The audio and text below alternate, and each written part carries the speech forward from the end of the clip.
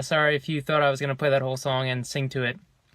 I'm going to talk about a podcast / audiobook because that's what I like to talk about.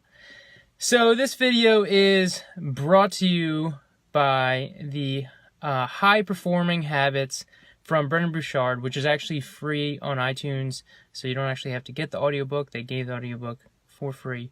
He is a high performance coach. He's been on Oprah, top performer, this guy. And in this episode or chapter of the podcast, it's season 1, episode 10, he talks about satisfaction and not being satisfied being a huge issue. And I resonated so much with this topic because I constantly struggle with feeling like I'm not doing enough. Like there's just never enough. And at one point, I thought that was a strength. I thought that was my strength. I was like, this is going to be great. It's going to keep me going. It's all right, that I'm not satisfied, that I'm just going to keep pushing and keep pushing.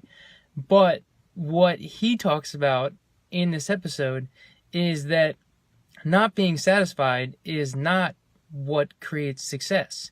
You can want to strive and be better and do more and still be satisfied. Not being satisfied is a negative thing. And if you're feeling negative all the time, then that's not a good thing.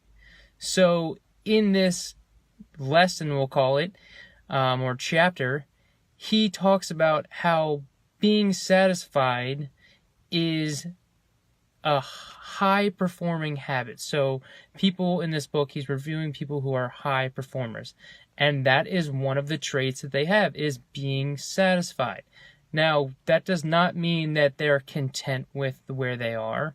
It just means that when they, do a speech or they film an online course or whatever it may be, afterwards, like, hey, I could have done better, but I'm still satisfied.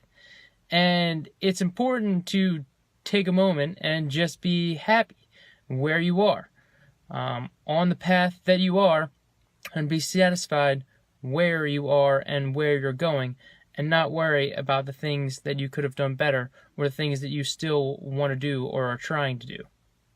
So, with that being said, be satisfied.